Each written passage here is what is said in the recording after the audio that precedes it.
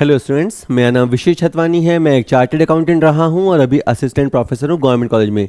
आज जो हम टॉपिक कवर करेंगे वो है the sale of goods act 1930, वस्तु विक्रय अधिनियम 1930। किसी भी सिलेबस में जहां बिजनेस लॉ पढ़ा जाता है तो वहां कॉन्ट्रैक्ट एक्ट होता है और कई जगह पे ये वाला एक्ट भी होता है। चलिए सर देखते हैं इसको। पहला क्वेश्चन कहता है आपको कि sale of goods act applies to all over India except Jammu and Kashmir, all over India except Jammu and Kashmir and Dadra Nagar Haveli, all over India except Lakshadweep. तो ये है अधिनियम कहाँ लागू होता है। देखिए, अब लगभग भारत में ऐसी स्थिति है कि हर अधिनियम पूरे भारत में लागू होता है। पहले बहुत समय तक ऐसा रहा कि अधिकतर अधिनियम जम्मू एंड कश्मीर को छोड़कर पूरे भारत में लागू होते थे, लेकिन जब से फिर वो अनुच्छेद 370 को हटाया है, ठीक है, तब से भारत में जो एक्ट पास होगा वो जम्मू एंड कश्मीर पे भी उसी तरह से लागू हो जाएगा। तो अब सेल ऑफ गुड्स एक्ट पूरे भारत में लागू होता है। ये है पूरे भारत में लागू होगा। ठीक है, जरा इसको देख लीजिए, इसका एक्सप्लेनेशन भी देखिए। पहले ये अधिनियम जम्मू कश्मीर पर लागू नहीं होता था, लेकिन अनुच्छेद 370 के निरस्त होने के बाद अब यह अधिनियम बिना किसी अपवाद के पूरे भारत में लागू हो गया है। ठीक है सर, चलिए ओके, नेक्स्ट क्वेश्चन देखते हैं। इसी को वापस देख लीजिए। वस्तु विक्रय अधिनियम 1930 मूल रूप से जम्मू और कश्मीर पर लागू नहीं होता था, लेकिन जम्मू और कश्मीर पुनर्गठन अधिनियम 2019 के बाद सारे के सारे केंद्रीय कानून अब जम्मू कश्मीर लद्दाख के केंद्र शासित प्रदेशों पर भी लागू होते हैं। तो अब ये पूरे भारत में लागू होता है। पहला क्वेश्चन बेसिक था, sale of goods act come into effect from, ये कब से भारत में आया। देखो, हमें पता है कि मूलतः ये वाला एक्ट और पार्टनरशिप वाला एक्ट भारतीय अनुबंध अधिनियम 1872 का हिस्सा थे, पर फिर इसे 1930 में अलग करके अलग अधिनियम बनाया गया। 1 जुलाई 1930 से ये लागू है, 1 जुलाई 1930। जरा इसको देख लीजिए। The sale of goods act 1930 ये 1930 का तीसरा एक्ट है। 15 मार्च 1930 को नोटिफाई किया गया और ये पूरे भारत में 1 जुलाई 1930 से लागू हो गया। It extends to the whole of India. पहले यहाँ कुछ और लिखा था, ठीक है, एक्सेप्ट जम्मू एंड कश्मीर लिखा हुआ होगा, लेकिन बाद में अब ये पूरा सही हो गया है। ठीक है, 1 जुलाई 1930 याद रखना है। पार्टनरशिप एक्ट 1932 है ना, लेकिन अपने को तो इससे मतलब है जो पूछ रहा है। चलो नेक्स्ट क्वेश्चन कहता है, वेल मैच द वर्ड और words in the following 2 column. एक तरफ लिखा है सेल्स, गुड्स, बार्टर और अग्रीमेंट टू सेल। चलो, मुझे पूरा क्वेश्चन नहीं आता, पर मुझे पता है बार्टर सिस्टम में ये होता है कि हम वस्तु के बदले वस्तु देते हैं। जैसे मैंने किसी को कपड़े दिए, उसने मुझे बर्तन दिए, आज भी ऐसा होता है, हमने देखा है। तो जो बार्टर सिस्टम होता है उसमें वस्तु के बदले वस्तु होता है, तो बार्टर माल के बदले माल का आदान प्रदान। तो मैं बस ये हमेशा कहता हूँ कि मुझे पूरा क्वेश्चन नहीं आता, तो क्या अगर सी को मैं ए से मिला लूँ तो मेरी बात बन जाती क्या। ठीक है, मेरे सी का मिलना ए से हुआ है, यहाँ है, यानी ये कट गया, लेकिन अभी तक ये कटा है, अभी भी बाकी सब रेस में है। अब एक वर्ड होता है सेल और एक होता है अग्रीमेंट टू सेल। सेल में क्या होता है, हमारी जो वस्तु है उसकी ओनरशिप तुरंत ट्रांसफ़र हो जाती है, और अग्रीमेंट टू सेल में जो ओनरशिप है वो किसी और दिन ट्रांसफ़र होती है। जैसे मैं मेरा मोबाइल किसी को बेच दूं तो उसे सेल कहेंगे, और अगर मैं किसी से ये अग्रीमेंट करूं कि यह मोबाइल मैं आपको बेचूंगा पर 15 दिन बाद बेचूंगा, तो ये अग्रीमेंट टू सेल है। तो सेल में क्या होगा, माल के स्वामित्व का हस्तांतरण तुरंत हो जाएगा। तो ये मेरा कैपिटल ए जाके स्मॉल सी से मिलेगा। और अग्रीमेंट टू सेल में क्या होगा, अग्रीमेंट टू सेल में माल के स्वामित्व का हस्तांतरण भविष्य की तारीख में होता है, तो मेरा डी जाके स्मॉल बी से मैच हो जाएगा। और क्या बचा, माल क्या होता है, वस्तु विक्रय अधिनियम की जो मेन विषय वस्तु होती है, जो सब्जेक्ट मैटर होता है, वो होता है गुड्स। वस्तु विक्रय अधिनियम या कहें माल विक्रय अधिनियम के लिए माल भी तो होना चाहिए। तो माल आप किसको कहेंगे, माल जो होता है वो सेल कॉन्ट्रैक्ट का मेन सब्जेक्ट मैटर होता है। तो आपका बी जाके स्मॉल डी से मैच हो जाएगा। अब देख लेते हैं कैपिटल ए सी के साथ, कैपिटल ए सी के साथ है, ये हटा दो, अब ये भी हटा दो बस। तो ये बच गया A C B D C A D B, बिल्कुल सही है। इसका आंसर फर्स्ट रहेगा, है ना, फर्स्ट इसका आंसर होगा। ओके, नेक्स्ट क्वेश्चन कहता है, in sale of goods act the term goods does not include तो सबसे पहले आपको इस अधिनियम में माल की परिभाषा समझनी पड़ेगी, गुड्स का डेफिनेशन समझना पड़ेगा। तो पहले मैं गुड्स का डेफिनेशन पढ़ देता हूँ इंग्लिश में। Goods means every kind of movable property other than actionable claims and money. दो चीज़ों को उन्होंने छोड़ा है। इन्होंने पहली बात तो है कि गुड्स में शामिल है सभी तरह की मूवेबल चीज़ें, सभी तरह की मूवेबल यानी चल संपत्तियाँ, लेकिन इसमें एक्शनेबल क्लेम्स शामिल नहीं है, और जो मनी इन जो आपके चल रही होती है करेंसी जो है ना कंट्री में, वो शामिल नहीं है। एंड इंक्लूड, और गुड्स में शामिल होगा stock and shares, growing crops, इसको थोड़ा मिटा दूं, growing crop, grass and things attached to or forming part of the land which are agreed to be severed before sale or under the contract of sale। माल से तात्पर्य है, हिंदी है इसी का, माल से तात्पर्य है अनुयोज्य दावों, या इसको बोलते हैं वाद योग्य दावों, और धन, ये धन यानी ये मनी से भिन्न हर किस्म की जंगम संपत्ति, जंगम संपत्ति यानी मूवेबल संपत्ति अभिप्रेत है। इसके अंतर्गत आते हैं स्टॉक और अंश, उगती फसलें, घास और भूमि से बद्ध या उसकी भाग रूप ऐसी चीजें जिनका विक्रय से पूर्व या विक्रय की संविदा के अधीन भूमि से पृथक किए जाने का करार किया गया हो। और इसी को एक इमेज के माध्यम से बताया गया है कि गुड्स में शामिल है हर तरह की मूवेबल प्रॉपर्टी, लेकिन इसमें एक्शनेबल क्लेम और जो मनी इन सर्कुलेशन है वो शामिल नहीं है, लेकिन इसके अंदर stock and share, growing crop, grass और जो भूमि से जुड़ी हुई चीज़ें हैं लेकिन जिसे अलग किया जाना है भूमि से, वो सब शामिल है। तो अब देखो, सेल ऑफ गुड्स एक्ट में गुड्स किसको शामिल नहीं करता? तो धन को शामिल नहीं करता, अनुयोज्य दावों एक्शनेबल क्लेम्स को शामिल नहीं करता, इसको शामिल करता है, इसको शामिल करता है। मैं ये इसलिए इतना ध्यान से पढ़ रहा हूँ, अगर क्वेश्चन ये पूछा किसको शामिल करता है तो आप बोलते 3 और 4, और ये पूछ रहा है किसको शामिल नहीं करता तो ये आएगा 1 और 2, है ना। तो आता क्वेश्चन गलत मत कर देना, है ना बेटा। चलो नेक्स्ट क्वेश्चन कहता है section 4(1) of sale of goods act define. तो सेक्शन 4(1) में किसको डिफाइन किया गया है? तो उसमें डिफाइन किया गया है कॉन्ट्रैक्ट ऑफ सेल को।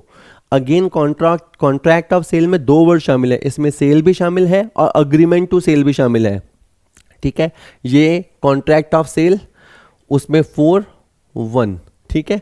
तो इसमें सेल और अग्रीमेंट टू सेल शामिल है। एक बार पढ़ता हूं, a contract of sale of goods is a contract whereby the seller transfers or agree to transfer the property in goods to the buyer for a price. इसका क्या मतलब है? ये कह रहा है कि आपका विक्रय का अनुबंध वो होता है, माल के विक्रय का अनुबंध वो होता है जिसमें या तो सेलर माल के अंदर जो स्वामित्व होता है उसे ट्रांसफ़र कर देता है, या ट्रांसफ़र करने को अग्री होता है। ये ट्रांसफ़र बायर को किया जाएगा और एक मूल्य के बदले किया जाएगा, सेक्शन 4(1) में डिफाइन किया गया है।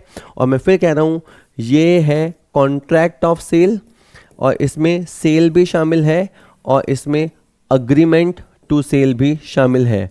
मोबाइल बेचा वो भी शामिल है और मोबाइल बेचूंगा का वादा भी शामिल है। मोबाइल एक चल वस्तु है यानी माल की डेफिनेशन में आती है। सेक्शन 4(1) किसको डिफाइन करती है? सेक्शन 4(1) डिफाइन करती है कॉन्ट्रैक्ट ऑफ सेल को।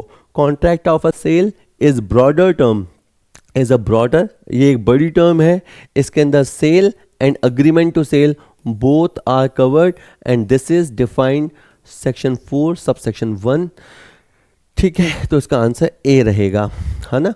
आप देखिए, मेरे लिए थोड़ा सा ये मुश्किल है कि अगर एक चैप्टर को कुछ मैं MCQs के थ्रू कराऊं तो एक पूरा एक्ट है ना, तो उसमें से 20, 25, 30 क्वेश्चनों के माध्यम से समझाना थोड़ा चैलेंजिंग होता है। पर फिर भी मैंने वो क्वेश्चन तो लिए हैं कि आपको मोटे तौर पे चैप्टर या एक्ट मोटे तौर पे तो समझ में आ ही जाए, ये प्रयास रहेगा। चलिए अभी देखते हैं मैं कितना कामयाब होता हूँ या नहीं। A contract for the sale of goods where property would pass to the buyer on payment of total price would be a, कहता है माल की विक्रय का एक अनुबंध जिसमें कुल कीमत के भुगतान पर स्वामित्व क्रेता को हस्तांतरित होगा, वह कहलाता है। तो ऐसे अग्रीमेंट होते हैं हायर परचेज अग्रीमेंट।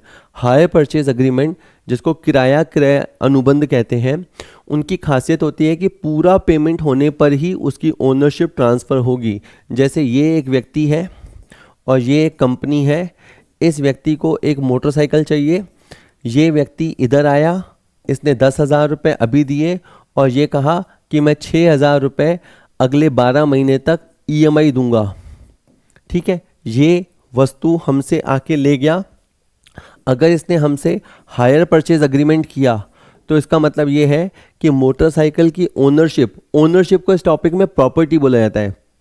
मोटरसाइकिल की जो ओनरशिप है वो इस बायर को पूरी कीमत का भुगतान करने पे मिलेगी। तब तक के लिए जितनी भी किस्तें ये जमा कराएगा उसे हम किराया समझेंगे, इसे हायर परचेजर कहेंगे। इसमें दो शब्द हैं, हायर और परचेजर। हायर मतलब किराया और परचेजर बनने का इसको ऑप्शन मिलेगा। और इसे कहेंगे हायर वेंडर, यानी किराए पे बेचने वाला बंदा। ये बेचना चाहता है पर सारी किस्तें चुकने के बाद ही ये व्यक्ति स्वामी बनेगा। तो इसमें यही पूछा था, माल की विक्रय का एक ऐसा अनुबंध जिसमें कुल कीमत के भुगतान पर ही स्वामित्व क्रेता को ट्रांसफर होगा। ऐसे अनुबंधों को किराया क्रय ठहराव हायर परचेज अग्रीमेंट कहते हैं, ठीक है। तो इसका आंसर सी रहा। नेक्स्ट क्वेश्चन कहता है, at the time of contract of sale goods which are in existence known as. देखो, माल तीन तरह का होता है। हो सकता है जब ठहराव हो रहा हो तब माल मौजूद हो सकता है वो माल बाद में बनना और हो सकता है कि वो माल बनेगा या नहीं बनेगा वो घटनाओं पर निर्भर करता हो। तो अगर माल मौजूद है तो उसे कहेंगे एग्जिस्टिंग गुड्स, अभी बनना बाकी है तो कहेंगे फ्यूचर गुड्स। माल का बनना किसी घटना पर निर्भर करता है तो उसे कहेंगे कॉन्टिंजेंट गुड्स, ठीक है। अगेन फिर एग्जिस्टिंग गुड्स तीन तरह का हो जाएगा। पहचान लिया है तो स्पेसिफिक गुड्स और सर्टेन गुड्स, अनअसर्टेन गुड्स। अपन आराम से देखते हैं। इसने क्या कहा, अगर विक्रय के अनुबंध के समय ही जो माल अस्तित्व में है, जिस माल का एग्जिस्टेंस सौदा होते समय ही है, तो उसे हम बोलते हैं एग्जिस्टिंग गुड्स। इतना आसान है, तो उसे हम बोलेंगे एग्जिस्टिंग गुड्स। ये बता रहा है एग्जिस्टिंग गुड्स क्या है, गुड्स दैट आर ओन्ड और possessed by the seller at the time of contract of sale. जब वस्तु को बेचा जा रहा है, वस्तु का सौदा किया जा रहा है, उस समय उसका स्वामित्व या कब्जा अगर हमारे पास है, विक्रेता के पास है। जैसे अगर एक लैपटॉप है जो सेलर के पास स्टॉक में पड़ा है और वो चाहे तो उसे अभी बेच सकता है, तो मतलब वो माल मौजूद है, तो उसे हम कहते हैं एग्जिस्टिंग गुड्स, ठीक है। बाकी भी अभी आप और पढ़ लेना कि फ्यूचर गुड्स क्या होते हैं या कॉन्टिंजेंट गुड्स क्या होते हैं, वो आप देख लेना। इसका आंसर सी रहा।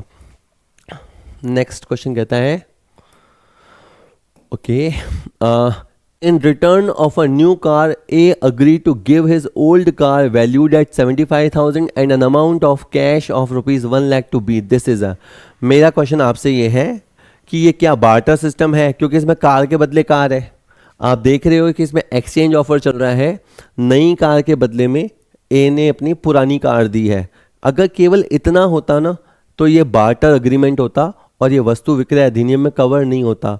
लेकिन अपन ने वस्तु के बदले वस्तु देके ऊपर से 1 लाख रुपए भी दिया है ना, तो ये आपका सेल बन जाता है, ये contract of sale of goods बन जाता है। ये अब बार्टर नहीं रह जाता। केवल वस्तु के बदले वस्तु होती तो बार्टर होता। ये अब जब मैं ये कह रहा हूँ ना कि ये अब contract of sale of goods है, इसका मतलब है अब अगर इसके अंदर कोई भी लफड़ा लोचा होता है, कोई भी गड़बड़ होती है, तो सेल्स ऑफ गुड्स एक्ट के नियम लागू होंगे, है ना। अब ये उस दायरे में आ गया। सबसे पहले आपको देखना होता है कि कोई सौदा किसी अधिनियम के दायरे में आता है या नहीं आता है। आता है तो फिर उस पर बात चलेगी, नई दायरे में आएगा तो कुछ और सोचेंगे। तो ये अब सौदा जो है ये वस्तु विक्रय अधिनियम 1930 के दायरे में आ गया है ना। ये थोड़ा लॉ है ना, तो लॉ के तरीके से पढ़ा जाता है। आगे क्वेश्चन कहता है, contract of sale includes executory contract, executed contract, both of the above. ये अभी जो क्वेश्चन कराया था उसी का घुमा के पूछा गया हिस्सा है। अब आप देखो, मैंने अभी आपको कहा कि जो कॉन्ट्रैक्ट ऑफ सेल होता है इसमें सेल भी शामिल है और इसके अंदर अग्रीमेंट टू सेल भी शामिल है। तो सेल में क्या होता है, ओनरशिप ट्रांसफर हो जाती है, तो ये अग्रीमेंट एग्जीक्यूटेड कहलाता है। और अग्रीमेंट टू सेल में मैंने कहा कि मैं मेरा मोबाइल 15 दिन के बाद आपको बेचूंगा, तो मतलब मैं अपना वचन पूरा करूंगा, तो ये काम अभी होना है, तो इसको बोलते हैं एग्जीक्यूटरी, है ना। हिंदी में जो काम हो जाता है उसे हम बोलते हैं निष्पादित, और जो काम होना है उसको हम बोलते हैं निष्पादनीय। है ना। ये अपन ने जब अपन टाइप ऑफ कॉन्ट्रैक्ट्स पढ़ते हैं तो वहाँ पे भी पढ़ते हैं executed contracts and executable contracts. तो both are covered in both both are covered in contract of sale, है ना। ठीक है, एक बार फिर देख लो, कॉन्ट्रैक्ट ऑफ सेल में सेल भी है, अग्रीमेंट टू सेल भी है। सेल के अंदर ओनरशिप जो है वो बायर को पास चली जाती है। इसमें अपन ने हाथ मिलाया, प्रॉमिस किया कि हम ओनरशिप ट्रांसफ़र करेंगे, लेकिन इसका मतलब ये है कि अभी ओनरशिप सेलर के पास ही है। इसमें काम हो चुका, वस्तु पराई हो चुकी, एग्जीक्यूटेड कॉन्ट्रैक्ट है। इसमें वस्तु अभी पराई होने ही बाकी है, बेटी अभी बाप के घर है, हैं? अरे हाँ, एग्जीक्यूटरी कॉन्ट्रैक्ट है। इसमें चूंकि आप ओनरशिप दे चुके हो तो एक बार के लिए आप रीसेल नहीं कर सकते, अभी और बात करेंगे इसके ऊपर। लेकिन इसमें अगर हमने वादा किया भी है तो वादा तोड़ भी सकते हैं। बेटी की सगाई किसी और करा दी है तो भी उसकी शादी हम किसी और से कर सकते हैं, ये बाप की मर्जी है, क्योंकि अभी अग्रीमेंट टू सेल है। कंप्लीटेड कॉन्ट्रैक्ट, ये के अंदर वस्तु हमने दे दी, हम दिल दे चुके सनम, तो ये हो गया कंप्लीटेड कॉन्ट्रैक्ट। इसमें अभी बहुत कुछ होना बाकी है, पिक्चर अभी बाकी है मेरे दोस्त। तो ये वाली ऑन गोइंग कॉन्ट्रैक्ट वाली बात है कि सर आप इतना फिल्मी मत पढ़ाओ, आप तो लॉ पढ़ाओ सर। तो कॉन्ट्रैक्ट ऑफ सेल दोनों तरह के अनुबंधों को शामिल करता है। नेक्स्ट क्वेश्चन कहता है, the following are the document of title of goods. अब आप यूँ समझो कि कुछ ऐसे डॉक्यूमेंट होते हैं जिसके बेस पे आप माल की डिलीवरी ले सकते हो, जिसके बेस पे आप माल को एक जगह से उठा के दूसरी जगह पे ले जा सकते हो। अगर वो कागज़ तुम्हारे पास है तो तुम्हें स्वामी समझ लिया जाएगा, ठीक है, ऐसा भारी भरकम कागज। तो वेयर हाउस कीपर सर्टिफिकेट अगर तुम्हारे पास है तो यस, आपके पास डॉक्यूमेंट ऑफ टाइटल है। अगर आपके पास रेलवे रिसिप्ट है तो भी आपके पास डॉक्यूमेंट ऑफ टाइटल है। अगर आपके पास वहार फिंगर्स सर्टिफिकेट है तो भी माना जाएगा कि हाँ आपके पास डॉक्यूमेंट ऑफ टाइटल है। इसके अलावा आपका bill of lading, delivery order, ये सब चीज़ें हैं। तो आप माल की आराम से, जैसे अगर आप देखो क्या होगा, माल को शिप में लोड कराओगे ना तो आपको बिल ऑफ लेडिंग मिलेगा। वो बिल ऑफ लेडिंग आप जिसको भी दे दोगे ना, जिस भी व्यक्ति को दे दोगे, वो उस बेस पे माल की डिलीवरी ले सकता है। अगर आप रेलवे में माल चढ़वाओगे वहाँ से आपको रेलवे रिसिप्ट मिलेगी। वो रेलवे रिसिप्ट आप जिसको दे दोगे वो रिसिप्ट दिखा के वो रेलवे से माल क्लियरिंग हाउस से छुड़वा सकता है। ठीक है, अगर मान लो मैं माल का ओनर हूँ, मैंने किसी को डीओ डिलीवरी ऑर्डर बना के दिया, तो जिस मेरे नौकर को, एजेंट को, ग्राहक को मैं डिलीवरी ऑर्डर दूंगा, मेरा जो गोदाम संभालने वाला बंदा है, स्टोर कीपर है, वो डीओ देख के, डिलीवरी ऑर्डर देख के उसको माल की डिलीवरी कर देगा। तो ये जो मैंने डॉक्यूमेंट्स कुछ एक नाम बताए, आप ये लिस्ट याद कर लेना, है ना। ये सारे document of title of goods कहलाते हैं। ये उपरोक्त सभी इसका आंसर होगा, ठीक है। Next question says the goods in case of auction sale shall be sold to. ये तो बहुत कॉमन सेंस की बात है, फिर भी ऑक्शन में क्या है, जैसे मेरा माल है ना, और मैं उसकी नीलामी लगवा रहा हूँ। तो नीलामी में क्या होता है, बोली लगाते हैं। आपने आईपीएल की नीलामी देखी होगी, अभी कबड्डी प्लेयर की नीलामी होती है ना। तो नीलामी में जो सबसे ऊंची बोली लगाता है वस्तु उसकी हो जाती है। तो गुड्स, अगर ऑक्शन सेल की बात है, नीलामी से विक्रय हो रहा है, तो माल किसे बेचा जाएगा, उच्चतम बोली लगाने वाले को बेचा जाएगा, जिसकी बोली सबसे ज़्यादा है, जो हाईएस्ट बिडर है। Next question, in case of auction sale the appointment of more than one bidder by the seller make the sale. देखिए, जैसे मान लो मैं हूँ, है ना, और मेरे पास सपोज करो 1000 स्टूल पड़े हैं। वो 1000 स्टूल हैं, मैं अब बिकवाना चाहता हूँ। तो मैंने कहा यार चलो अपन तो खुली बोली लगवाते हैं, नीलामी लगवाते हैं। नीलामी लगाते हैं, ये मान लीजिए 10 लोग आए नीलामी में पार्टिसिपेट करने, बोली लगाने हैं। मेरे को थोड़ा डर लगा, मैंने कहा यार ये क्या पता आपस में मिली भगत कर लें और ढंग से बोली ना लगाएं, बोली को बढ़ने ना दें। तो मैंने क्या किया, एक पिट्ठू अपना बिठा दिया। ये एक पिट्ठू मैंने अपना बिठा दिया, ये बीच बीच में जनता में जोश भरता रहेगा, बीच बीच में बोली को बढ़ाता रहेगा।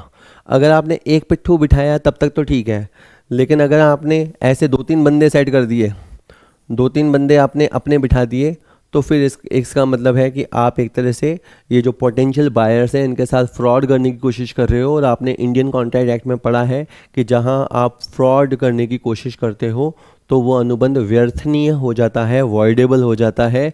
तो अगर आप ऑक्शन सेल पे जा रहे हो और आप एक से ज़्यादा बिडर अपॉइंट करते हो, ऐसा करते हो, तो इसे फ्रॉड की कोशिश माना जाएगा और अग्रीमेंट वॉइडेबल कैटेगरी में चला जाएगा, व्यर्थनीय हो जाएगा। डी इसका आंसर है।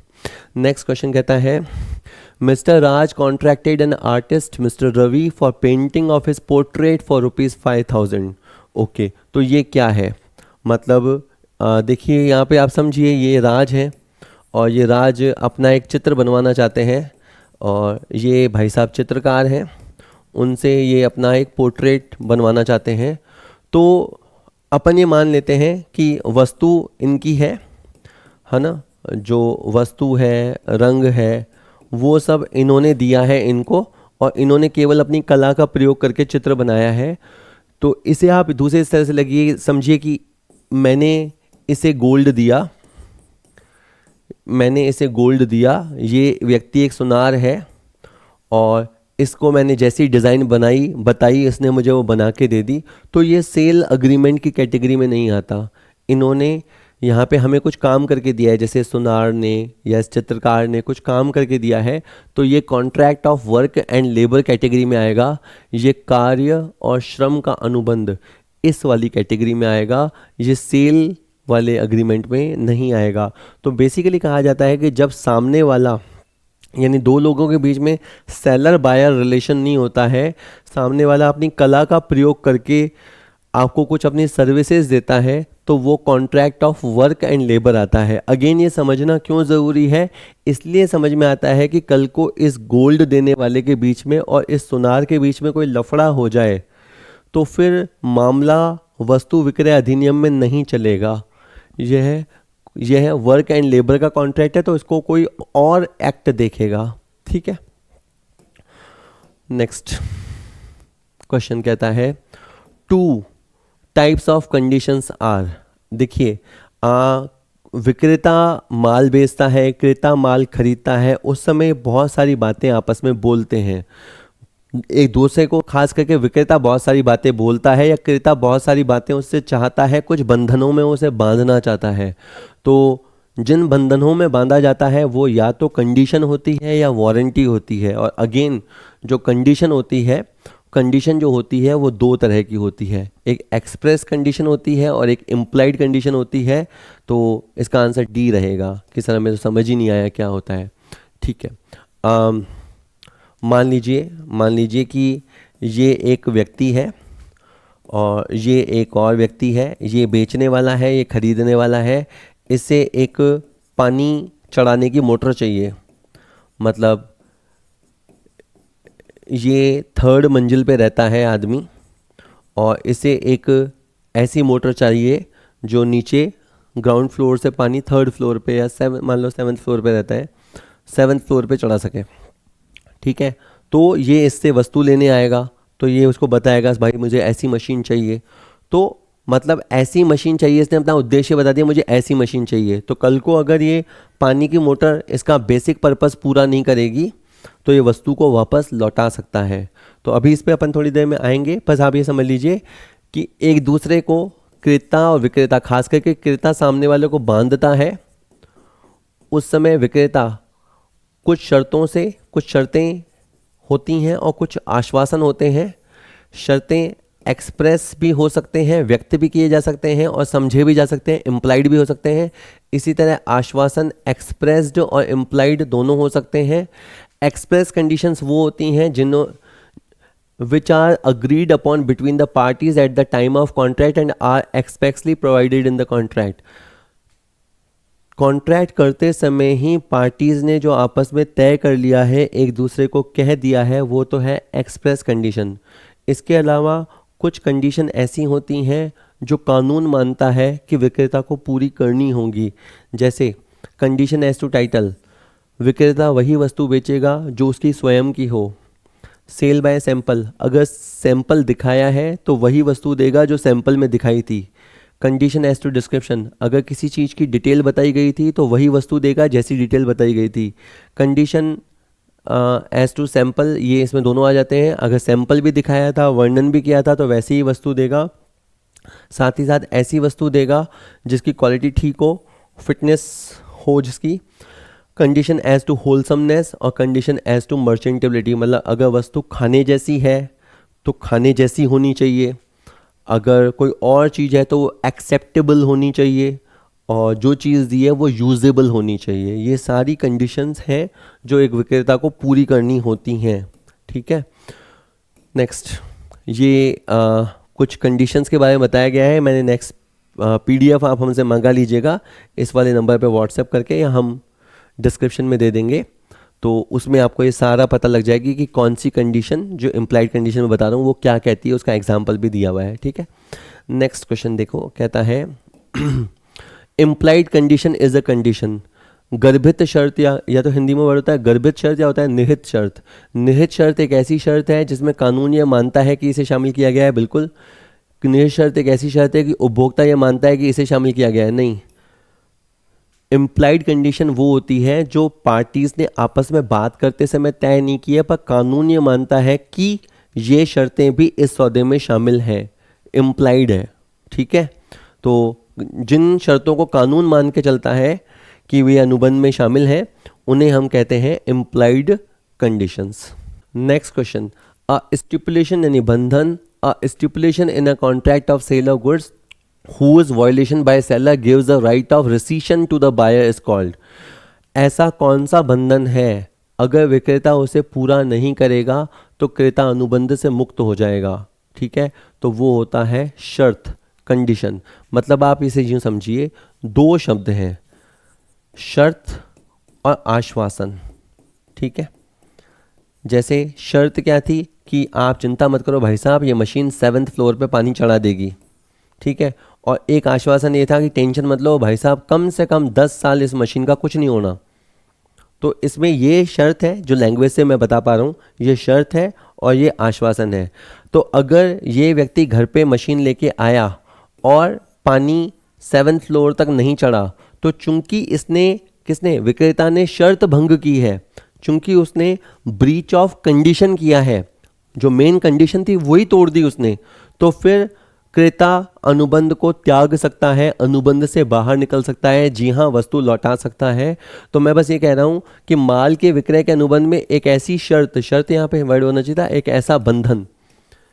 ऐसा बंधन जिसका विक्रेता द्वारा उल्लंघन क्रेता को अनुबंध रद्द करने का अधिकार देता है, तो वो कहलाती है शर्त, कंडीशन।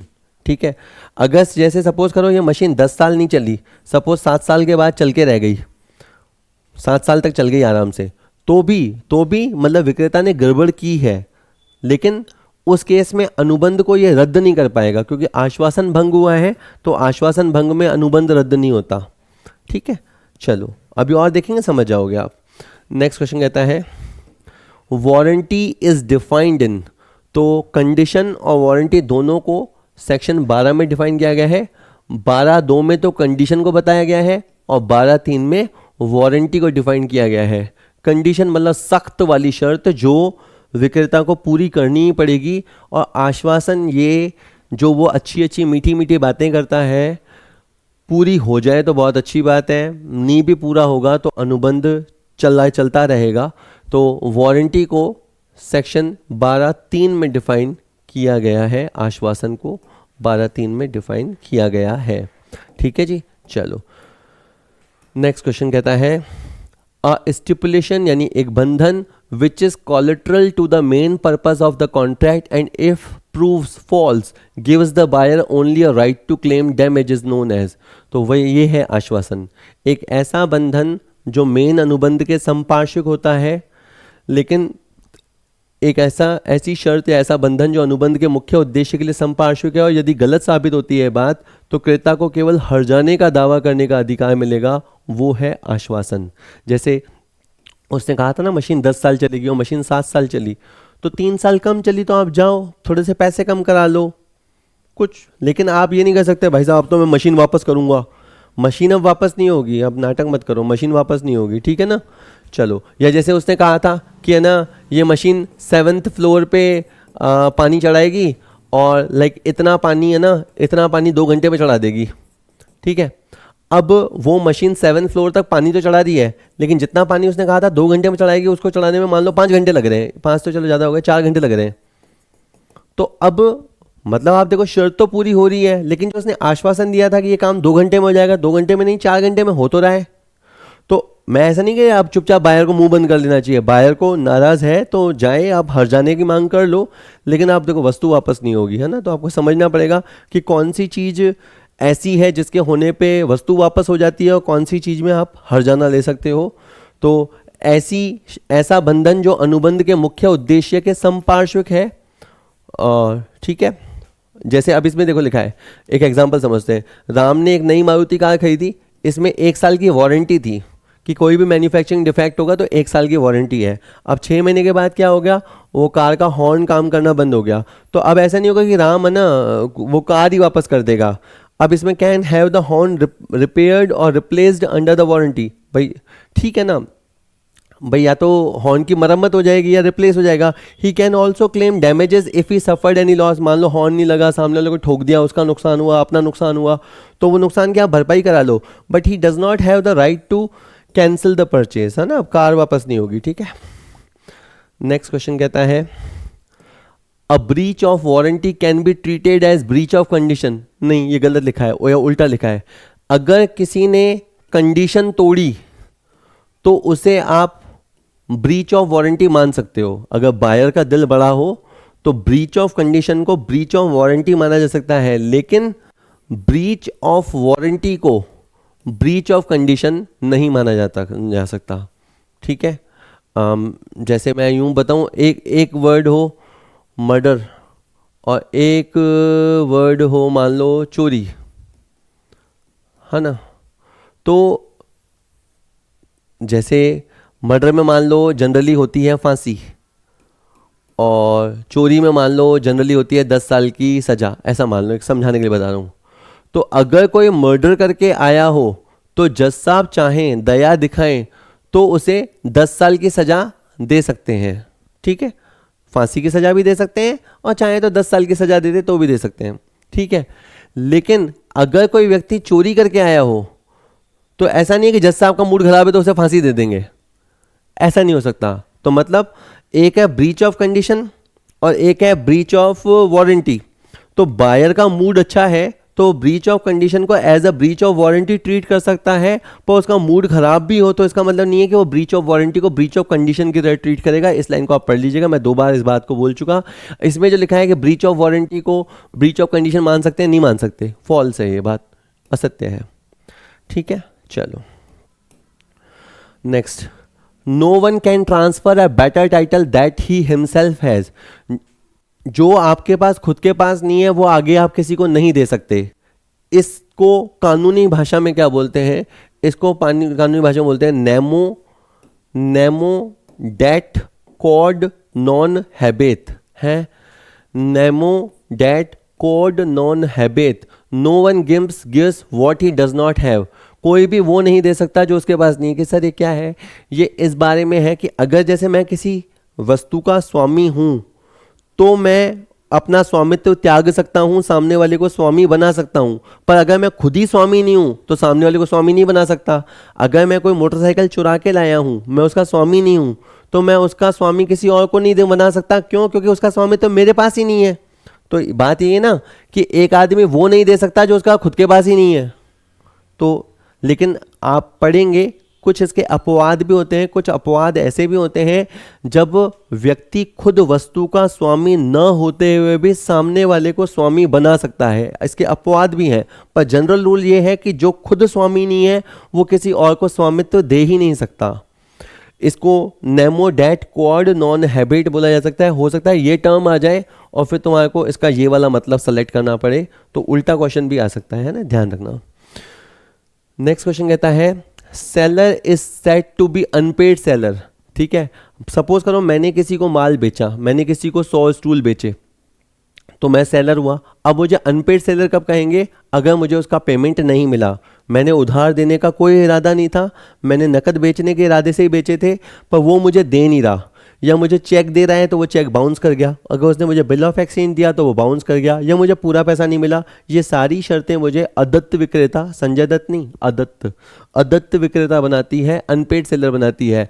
अनपेड सेलर जब हमें पूरी कीमत का भुगतान नहीं की मिला हो, या जो हमें एक पराक्रम्य लिखित मिला था, नेगोशिएबल इंस्ट्रूमेंट मिला था, वो डिसऑनर हो गया हो, या हमें कीमत का केवल एक ही हिस्सा चुकाया गया हो, ये बात तो घुमा के एक ही बात लिखी हुई है। तो इन तीनों ही दशाओं में हम अनपेड सेलर बन जाएंगे, जिसे सेक्शन 45(1) में बताया गया है। ठीक है, तो इसे आप पढ़ लीजिएगा, आराम से समझ में आ जाएगा। ठीक है, कुल मिला के जगह आपको भुगतान नहीं मिला तो आप अनपेड सेलर हो, सरल शब्दों में। आगे है the following are the rights of unpaid seller. अब मैंने 100 स्टूल बेचे थे, मुझे उसने पैसा नहीं दिया, अब मेरे क्या क्या अधिकार हैं? मैं उस माल को रीसेल कर सकता हूँ, हाँ। मैं उस माल को रास्ते में रुकवा सकता हूँ, हाँ। मैं उस माल पे ग्रहण अधिकार स्थापित कर सकता हूँ, हाँ। मैं अगर वो माल एक बार चला गया है सामने वाले के पास, उसकी कस्टडी में चला गया है, तो उसको डिमांड बैक कर सकता हूँ, नहीं। अच्छा सर, ये ग्रहण अधिकार क्या होता है? ग्रहण अधिकार का मतलब होता है वस्तु को रोके रखने का अधिकार। सपोज करो 100 स्टूलें बेची, है ना, और 30,000 का सौदा है, 30,000 का सौदा है। उसने कहा भैया मैं अभी आता हूँ, बैंक से पैसे लेके आता हूँ। मैंने कहा लिया। अब वो आया नहीं तो अब मैं माल छोड़ूंगा नहीं। फिर उसने आदमी भेजा, सर माल दे दो। मैंने कहा मैं तो नहीं देता, जब तक पैसे नहीं देगा मैं माल नहीं दूंगा। तो मतलब मैंने माल पे क्या किया? ग्रहण अधिकार स्थापित कर लिया। यानी कभी कभी सेल होने के बावजूद, ओनरशिप ट्रांसफर होने के बावजूद माल की कस्टडी हमारे पास रह जाती है। और अगर माल की कस्टडी हमारे पास रह जाती है तो फिर बस हमारा माल के ऊपर ग्रहण अधिकार स्थापित हो जाएगा। ठीक है, और इसके अलावा उसके बाद अगर बहुत दिन तक वो नहीं आ रहा तो मैं माल को रीसेल भी कर सकता हूँ, अभी मैं और बताऊँगा। और अगर मैंने माल रवाना कर दिया था, सामने वाला इंसॉल्वेंट हो गया है, तो मैं माल को रास्ते में भी रुकवा सकता हूँ। ये तीनों अधिकार होते हैं माल के विरुद्ध अधिकार। ये पहला, दूसरा, तीसरा ये अधिकार होते हैं। इसका आंसर बी आएगा। ठीक है जी, चलो। When the doctrine of caveat emptor is applicable, the seller is। caveat emptor का मतलब होता है क्रेता सावधान रहो। इसका मतलब ये है कि ठीक है, आज क्रेता को बाजार का राजा कहा जाता है, भगवान माना जाता है, लेकिन फिर भी क्रेता को वाजिब सावधानी तो रखनी ही चाहिए। जैसे सपोज करो मैं घर के लिए सोफ़ा लेने गया, अब मेरे घर का दरवाज़ा छोटा है तो मुझे उस हिसाब से सोफ़ा लेना चाहिए।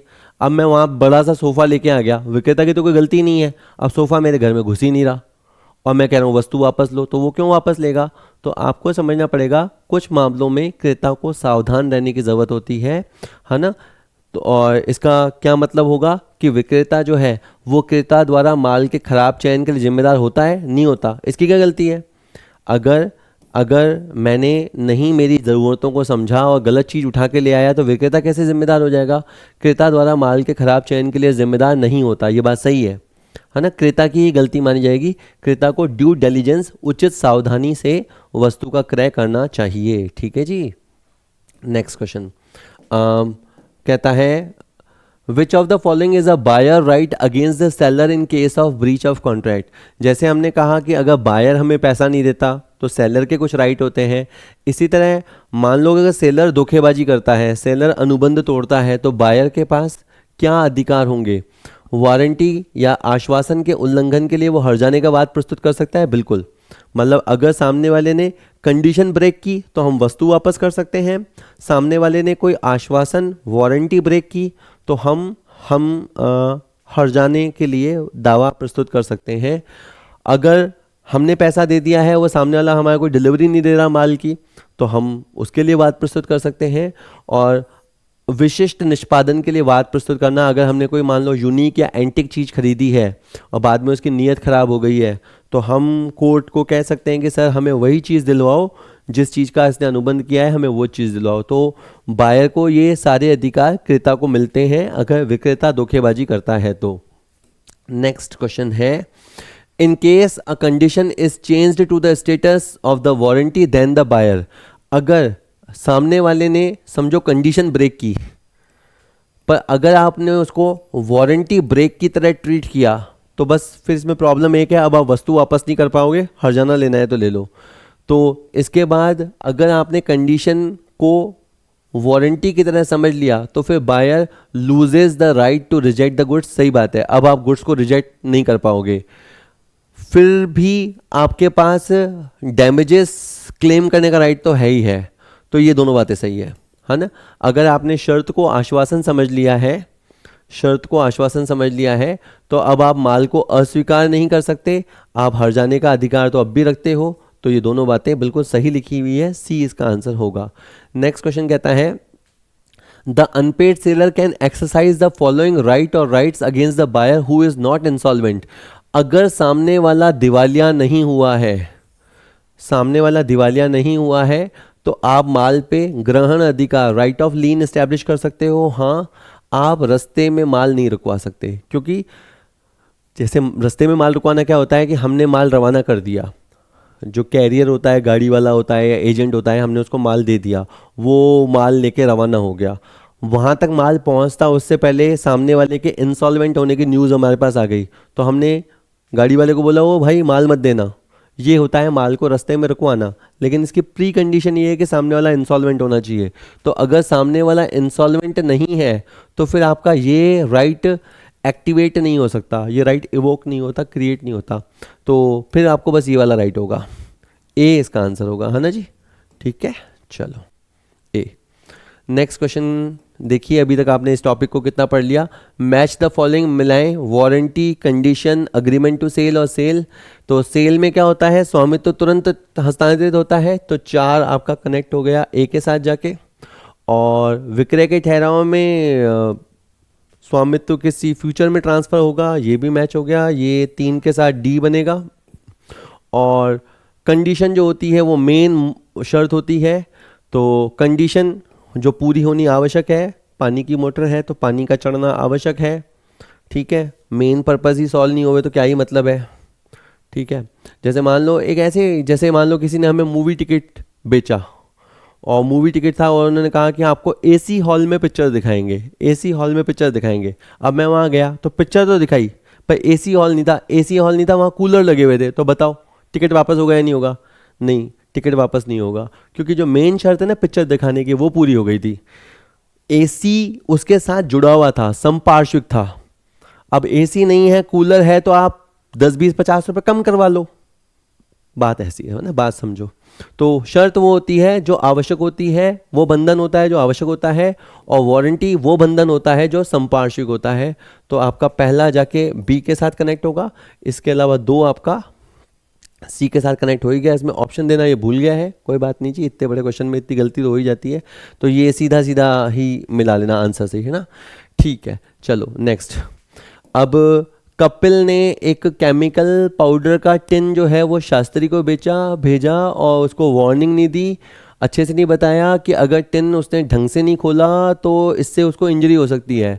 अब शास्त्री इंजर हो गया, जैसे वो टिन को खोल रहा था उस समय इंजर हो गया, तो बताओ अब क्या होगा। तो अब आप देखो, कपिल ने, है ना, कपिल मान लो एक मेडिकल वाला है, उसने शास्त्री एक आया बंदा और उसने कहा ये वाला पाउडर दे दो, उसने पाउडर दे दिया। अब कपिल को पता था कि ये जो डेंजरस गुड्स है, तो ये टिन खोलते समय हो सकता है वो उछल के उसकी आंखों में गिर जाएगा, उसकी आंखें डैमेज हो सकती है, तो ये बात उसको बतानी चाहिए थी। अब नहीं बताई तो इसने मतलब कुछ ना कुछ गलती करी है। किसने? गड़बड़ ने। गड़बड़ ने क्या गड़बड़ करी है? किसने? कपिल ने। तो शास्त्री घायल हो गया। तो निम्नलिखित में से कौन सा कथन सही होगा? सारे पढ़ लेना।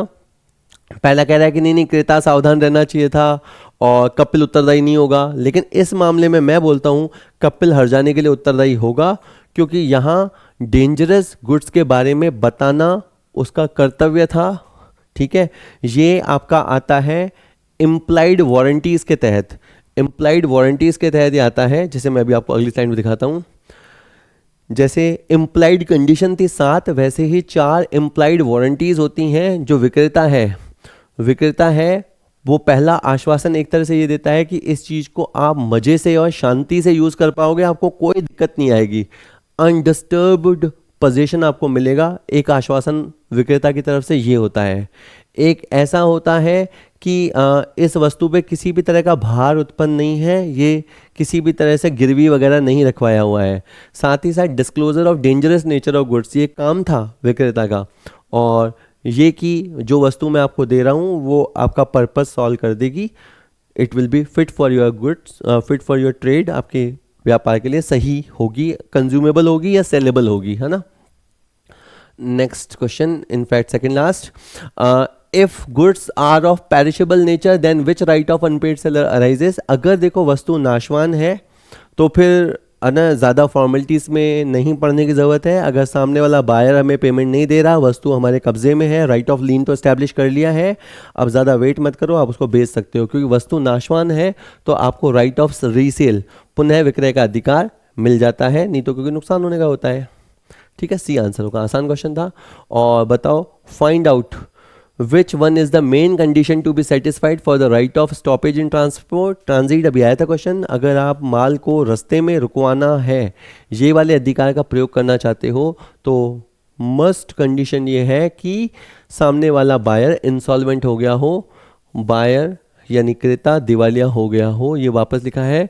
However the right of stoppage in transit is exercise only when the following condition. पहली बात, सेलर को पेमेंट ना मिला हो। सेकंड, उसने माल का अधिकार एक बार के लिए त्याग दिया हो, मतलब माल रवाना कर दिया हो। उसके बाद है माल अभी सामने वाले तक पहुंचा नहीं हो, रास्ते में हो। और इसके बाद बायर जो है वो इंसॉल्वेंट हो गया हो। ऐसा अगर है तो फिर ये एक एग्जांपल भी दिया है, इसमें मुंबई के ए ने कुछ माल दिल्ली के बी को भेजा और उसने वो माल सी के हाथों रवाना किया। ये एक गाड़ी वाला है, मालवाहक है, और इससे पहले कि माल उस तक पहुंचता बी इंसॉल्वेंट हो गया, ए को इसके बारे में पता लग गया, ए इस माल को सी को सूचना देकर रुकवा सकता है। होप वीडियो आपको कुछ काम आएगा। ऐसे ही वीडियो के लिए हमारे चैनल को सब्सक्राइब कर सकते हैं, हमारा ऐप है उसे डाउनलोड कर सकते हैं, प्रैक्टिस करते रहिए, खूब बढ़िया लगेगा।